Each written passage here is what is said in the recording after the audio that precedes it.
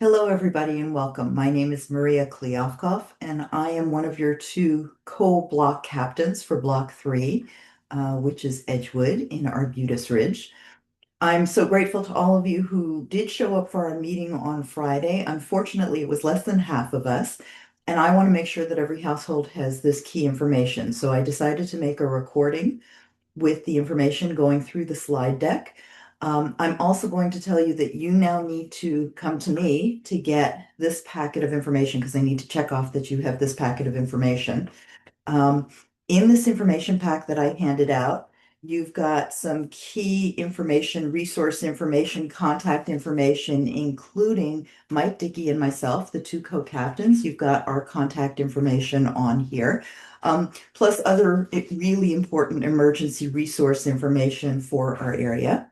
There is a 3-page questionnaire. This is a different questionnaire than the one that you may have filled out when you first moved in, but we need to update information on every household. The reality is, unless we have updated information on your household and the realities of your household, we don't know what to do in case of an emergency for you. So we need you to fill out that and return it to me. So my house is right on the corner. It's the one with the blue trim, the one that used to have the willow tree out front.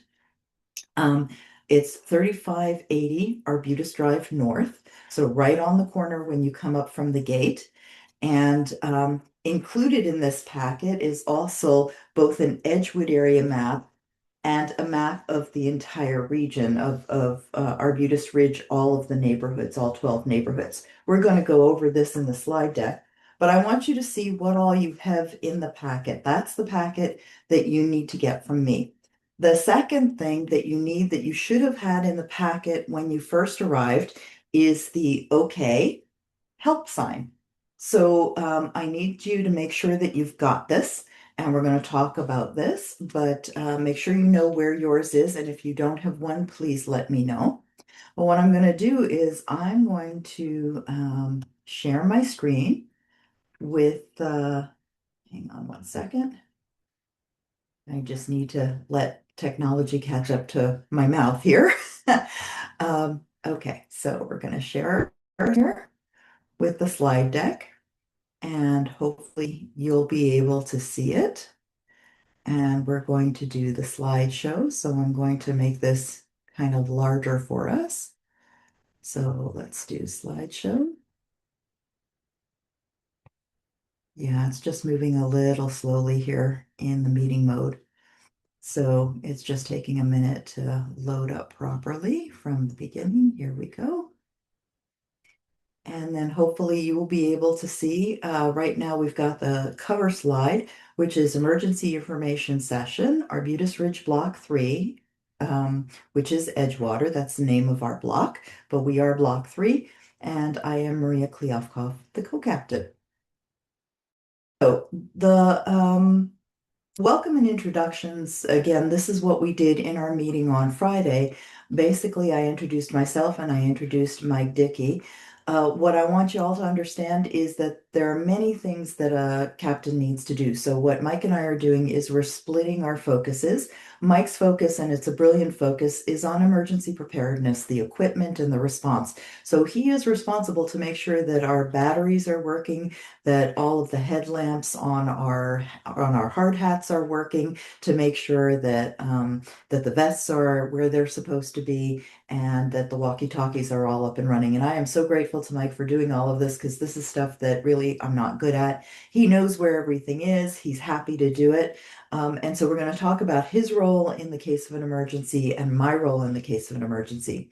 My role in the meantime is going to be to make sure that we have the information that we need to do the education pieces like the one that I did on Friday, by compiling this particular slide deck and getting this information to all of you, making sure that we're all connected and making sure that everybody who's new to the Ridge receives a warm welcome from us, including this information, and they understand what the information is all about. So, in addition to this, we also have block committees. Our block committees are an emergency response committee. which Mike and I head up. And right now, Alicia is also on it and Gary's also on it because they've been trained.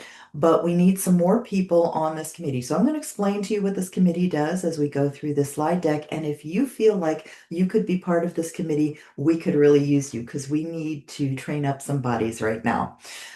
We also have our social committee. This is the committee that's responsible for all of the fabulous, entertaining things that we're going to be doing throughout the year. We're coming up on our holiday party, and I'm very excited for that. Susan Dunn is the chair of that committee. We have quite a few people on that committee, and we welcome you to join that committee if you feel called to that. Either way, we do invite you to become part of this block, and we want this block to become a very vibrant block where we are feeling like neighbors and connected and where we can support each other. So, what you've got in front of you here are the two pages which are part of your information packet. One is the neighborhood. So for those of you who don't know, there are 12 blocks in Arbutus Ridge. Blocks 11 and 12 are the uplands on the other side of the road. The rest are on this side of the road. And we are block 3. So if you take a look, you can see here's the road that comes up from the gate. And we are block 3, which is right here. We're right at the entranceway. And we go both on Arbutus Ridge South and Arbutus Ridge North. And we go all the way up to the village on this side, and we go to the base of Cardiac Hill or that golf course area. So that is block 3. And this is an enlarged picture of block 3, which has all of the house numbers on it. There are 2 house numbers that are incorrect. 548 is actually 546, and 3555 should be in here where 3557 is. So I'm hoping to get new maps with correct numbers put in there. But what you need to know about this map when you look at it is this is a dot that's in Pioneer Park. So Pioneer Park is where we had our potluck in September. And again, thank you to Susan and her entire committee for making that a reality. In the corner, there's a large hedge on this side, and then right where this dot is, this is where our emergency supplies exist. I'm going to show you a picture of that in a minute. And this corner house, 3580, that's my home. So whenever you need to drop off something for me or pick up something from me, it's literally on your way in or out.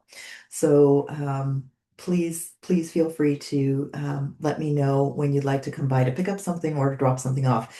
For those of you who have the questionnaires from our meeting but haven't returned them to me yet, just a gentle reminder to fill them out and return them to me. What I'm doing is I'm creating a binder, and the binder is going to have every one of these households with the questionnaire for every one of these households. The purpose of the binder is because in the strata that I used to live in, they had a practice, and I thought it was a really common sense practice of having a binder with the information for each household so that if the fire department or if an emergency crew came to the building and they needed to get into a particular apartment or they needed to rescue people from the apartment, we knew which animals were in the apartment. We knew if there were people who were not mobile in the apartment. And I want to do the same thing for this. So this questionnaire is really about letting us know what the reality of your home is, including animals who live in your home, including other human beings who live in your home. And we want to know whether you are mobile or you're not mobile, so that in case of an emergency, we know what we need to check for your particular home. And we can just go through the binder very calmly and rationally, and we'll have all the information we need right there. But for that to happen, you need to get the information to us. So, the home emergency preparation. The important thing for you to remember is that block captain being aware of your key information for your home, that's essential. So that's again, filling out the questionnaire, getting it back to me, and I take it from there. The emergency preparation kit in your home is your responsibility. Every home in Arbutus Ridge is responsible for themselves. An emergency response committee is here to help above and beyond should an emergency like an earthquake, forest fire, should something happen, then we come together as a block to support each other. But every home is responsible for your own stuff. So in other words, making sure you have enough water, making sure you have enough food for, I think they suggest 2 weeks. Making sure that you and your home have the emergency kits and supplies that you would need should you not have gas, should you not have electricity, should you not have hot running water, or clean running water. Those are the things that you need to take care of. In this information sheet, I include on the back a list of what most houses want to have in terms of that emergency preparedness kit. So that's why this piece of paper is really important for you. You are the priority. Making sure that you and your home are secure and safe, that's mission number one. The emergency response team doesn't come into action until they are sure that their homes are secure, that everybody in their home is safe. Then they can come and volunteer with us. So I want you all to know, if you do decide to volunteer with us, your home still remains your priority. Your safety comes first, and then we come together as a team. And I'm going to explain how we come together as a team. Communication with the block response team then becomes of essential nature. And that's why we need this okay help sign, right? Because this in the window lets us know that inside the house you're either okay or you need help. So let's talk a minute about where this sign wants to be. So the first thing you want to do is make sure you know where your sign is. It's going to be in that envelope that was given to you when you first moved in. I showed you this is my house, so this is an example of which window can you see better out of. So this window over here is actually this window that's tucked behind bushes and such. So putting the OK sign in this window is not going to communicate very effectively. It's much more effective to have a window that can easily be seen by the street. So for me, my garage window is actually the best window to use. What's important about this then is that the sign itself is placed close to that window, because if there is an earthquake and if there's the possibility of aftershocks, for instance, I need to know where the sign is. The sign has to be close to the window so that I'm not going to two places, particularly if I need help. I need to make sure that that sign is a place where I can put it. And I also need to make sure that I've got tape or whatever I will need, because it's one thing to kind of position it up in the window, but if there's an aftershock, that could easily fall too. So we want to make sure that we have a way to secure the sign in the window that we choose. This is important because the response committee is going to be walking up and down the streets and assessing the street for damage, and is going to be communicating to Arbutus Ridge, the larger community. And I'm going to talk about that communication line in a minute. But if I am walking up the street and I'm looking at your house and I'm looking for the sign, if I see the sign help, then I'll be able to radio right away to Mike and say, Mike, we need somebody at 3580. The help sign is out. I don't know what the nature of that is yet. And then I will come up to the house and knock on the door and see if I can learn more. If the okay sign is out, then I just kind of check that off and say, okay, they're okay in that house. Now, here's another really important thing about the sign. There are some of us on this block that communicate across the street to their neighbor because they live alone, and they have the okay sign up all the time. And that is perfectly fine. It's great that you have the okay sign to communicate with your neighbor across the street on a daily basis. That's the perfect usage for that sign. But if that's what you do, then I need you to fill that out on your questionnaire and let me know. Because when I'm going through those questionnaires, I need to know that if I'm passing your house and it says okay, that may have been there from yesterday or from this morning, before the emergency happened. And it may not be a true indication of what's going on right now. So I need to know if you normally use that sign in your window for just that reason. Hopefully, this is all making complete sense, but if anything is not making sense to you, please just call me or email me and let me know what I can help you out with or what I can clarify for you. So to understand how this works, there is the Arbutus Ridge community that has their own communication systems, and the block captains communicate with one another. So all 12 blocks communicate with headquarters.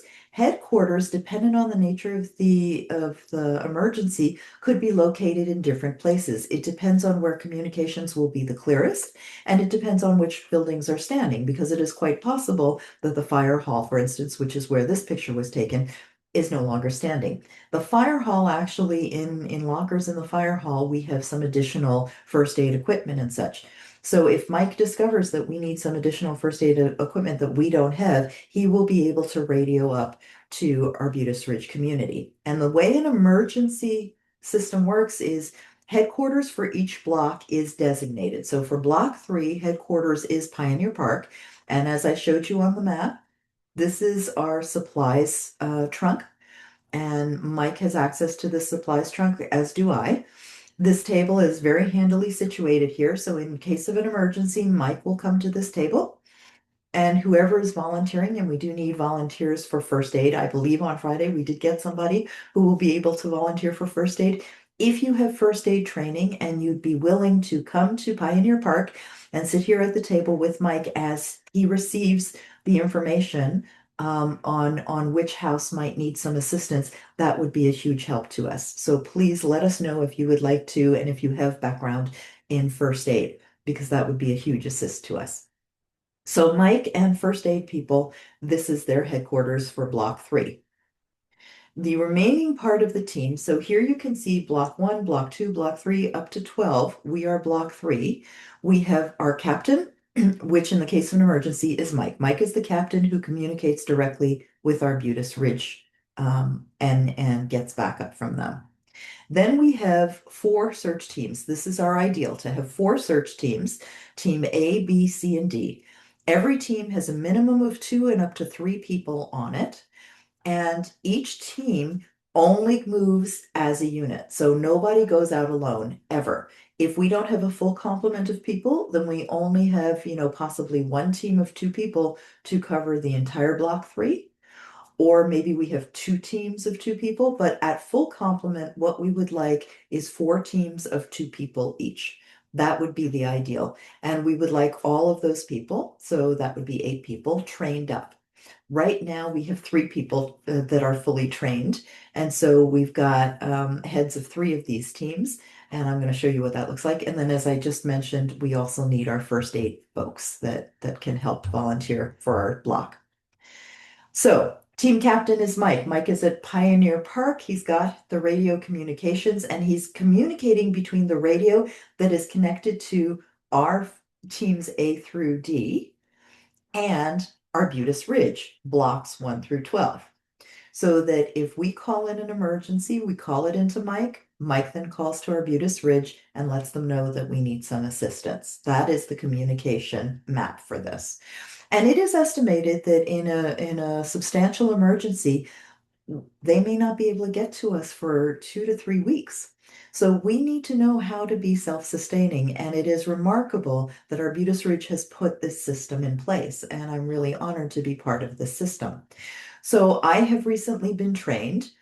So I will be one of the 2 people in our Arbutus Ridge Team A. And Team A will be Arbutus Ridge northwest side. So west side of the street, going north. That is Team A's responsibility. Team B's responsibility, Gary has been trained, and Gary needs a partner to do Arbutus Ridge North, the east side of the street. So ideally, these 2 teams of 2 will be walking up Arbutus Ridge North, checking out both sides of the street. Team C is Arbutus Ridge South, the west side of the street, and that's where Alicia lives, and Alicia has been fully trained, and she needs a partner on that side. And then Arbutus Ridge South, east side needs 2 people. And then, as I mentioned before, a first aid group at Pioneer Park partnered with Mike there. Nobody goes out on their own. Only people who are able to go out go out. And as you can see, so this is again the block 3 map with what I've diagrammed. Team A's responsibility is here. Team B's responsibility is here. Team C's responsibility is here. And Team D's responsibility is here. And what that means is in partners, you are trained for what you are looking for. What we're doing is we're walking up and down the block and around buildings to make sure that buildings are secure. We are noticing if there are any issues, and most importantly, if anybody needs any help or any assistance, which is why those OK help signs are so very important for communication. Emergency Management Cowichan is a really important resource, and I want to make sure that you all know about it. So again, on your information sheet at the very bottom of the first page, I have that information here for you. But I wanted to show you what it looks like. So when you sign on to their website, emccowichan.ca, you are taken to the homepage. This is not what the homepage looks like. This is actually scrolled down on the homepage. So when you get to the homepage, scroll down until you can see Cowichan Alert, sign up now. And if you are not signed up for Cowichan Alert, then I'm going to ask you to go on that page, click on sign up now so that you get alerts for anything that might be going on in the Cowichan area. This is brilliant because it tells us everything from what water stage are we at right now, all the way through to is there an earthquake that's happening? Any emergency notification happens there first. It also tells us about traffic incidences. So if the Malahat is blocked, that shows up on Cowichan Alert. So please, please, please make sure that you are signed up for Cowichan Alert. All you have to do is go to this website, and then scroll down on the homepage until you see these three, the Facebook, the Twitter, and the Couch and Alert. And then where it says sign up now, just click on that and it prompts you through the sign up technique. The best thing to do is to do this on your phone so that you get the alert to your phone as opposed to your computer because your computer isn't always on. The other things that are available, again, from that home page, you can go to emergency info, preparedness planning, and I just wanted to show you all the things that are available on this website. Understanding risks, evacuation routes, everything, in terms of wildfires and air quality or burning, floods, earthquakes. So what I did was I clicked on earthquake to see what came up, and then here you see what to do during an earthquake. And this is really clear, really simple, and very important information. What happens if you're inside? What happens if you're outside? What happens if you're driving? How do you protect yourself and those you love? So I encourage you to take a couple of minutes, maybe, every week, set aside a little bit of time and just do a little bit of research. Don't overwhelm yourself with information, but take information in little bits at a time. So should something happen, you know what you need in order to be prepared. The other thing I want to make sure you are aware of is your new medical emergency option. So, Cowichan Urgent and Primary Care Facility is now open. They have a skeleton staff right now. They are building to capacity. Eventually, they will also have imaging possibility here. They don't have the machines yet. The building was built with the imaging sections there, and they're waiting for the machines, which may take a while yet. But eventually, they will be able to take imaging as well. This is really important because this is kind of a self-triage situation.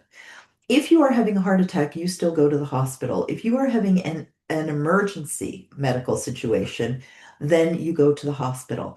But if you have an urgent situation, which is not an emergency, so you twisted your ankle or you fell and you hit your head and you just want to get checked out, that sort of thing. So it's urgent, but it's not an emergency. Um, then you call this phone number and you make an appointment. What's brilliant about this is there's no waiting rooms. You cannot drop in. This facility is in Duncan, and the address again is on your information sheet. It's on Government Street. But you call first and you make an appointment, and then you have a set time, and they will see you within the first 12 to 24 hours of whatever has occurred to you. This is to be used if you can't get in to see your doctor or if your doctor lives too far away. Some of us don't have primary care physicians. If you're in any one of those situations, this is meant to meet that need. There are only a few of them in the province. We are very fortunate to have received the newest, and it has been built to the specifications of the doctors of this area. Most urgent and primary care facilities do not have imaging, but the doctors of this region made that a requirement of this building. So we're very fortunate to have this building, and this will be a very important stopgap for us. So I wanted to make sure that you had that information. Your next steps now are make sure that you let me know that you're coming to pick this up so that I can check you off the list when you get it, because I want to make sure that everybody has this information. Once you get this information, please fill out and return the questionnaire to me at my home.